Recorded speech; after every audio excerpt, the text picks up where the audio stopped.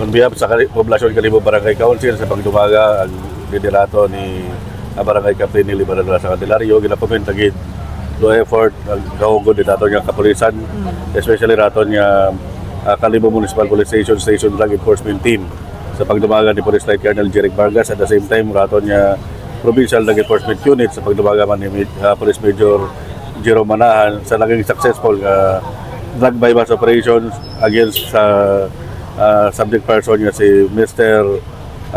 Joey. Ano ho investigation kara sa inyong natipon, sa imong nabuo man kara information kagawad Melgarejo sa karang subject person? Yes ma'am, si Joey nga ma'am ay last month ago ay may aton niya informant yung naggapit katon. Dayang persona ay nag-engage in illegal transaction at illegal nga droga sa aton niya Poblasyon Kalibo. Anong klaseng droga? Suspected siya ma'am.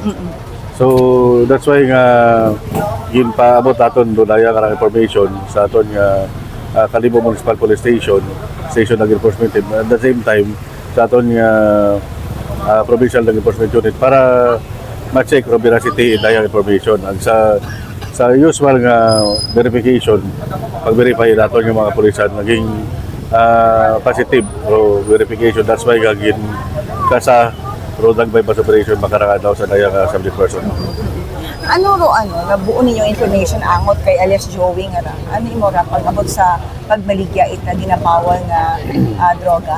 Ma'am, ro Pulis maka-identify raton niya kapulisan. Oo, pero Sa makarahe, si Joey abing naman sa aton information yung gitaw kato atong informant. May anak sa bilog o buko yung gid sa bilog. May mga parokyano imaw iya sa aton yung barangay nga minor.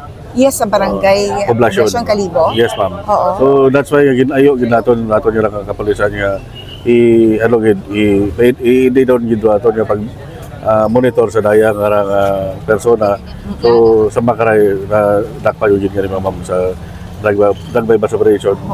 Sa bilog nga ma'am nga that's why nga naging successful naton nga drug bypass operation dahil sa bilog nga tika nga datong ipasa naton nga resolution sa aton nga ang doon nga mayor nga kung may informant kita nga magkatao positive information ang magkatao positive nga bypass operation sa aton nga mga kapulisan ay may kaigo nga reward. So sa mga karay naging successful. So doon sa bilog nga padasig undo information may directives man nabi raton nga ang doon nga mayor sa aton nga mga kabarangayan nga dapat what illegal na activity sa aton nga bilog nga Banwat Kalibo.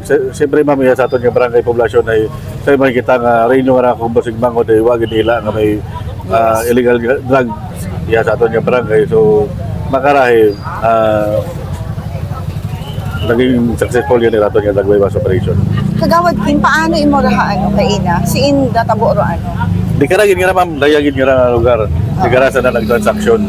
Karagin sa may gid tubang gid hagos it barangay Holy Poblasyon. Di karagin nga ng lugar ma'am sa ato nga tindugan. Ari karagin sa mga baligaan nga rat mga shawarma nga. Yes ma'am, di karagin nga na kampi. So gaali ni mo. Di karasan na nag-transaction ato nga po surveyor at ato. Wa mata nakasakay sa motor baliga Mo karamam nagpanaog. So do yun naging successful lang man hagos sa resistance mo nga natabo. Kagawad Kim, thank you gida. Maabuy na salamat. Okay, Kagawad Kim Melgarejo Poblasyon Kalibo. Thank you. Yes ma'am, anytime saligan ninyo nga rin yung Poblasyon Kalibo Barangay Council under sa leadership ni Barangay Captain Nili Baradala sa Candelario. Hindi magpapaya sa aton nga barangay, especially sa bilog nga Banwat Kalibo under sa leadership ni Mayor Juris Bote sa Sopro. God bless Kalibo.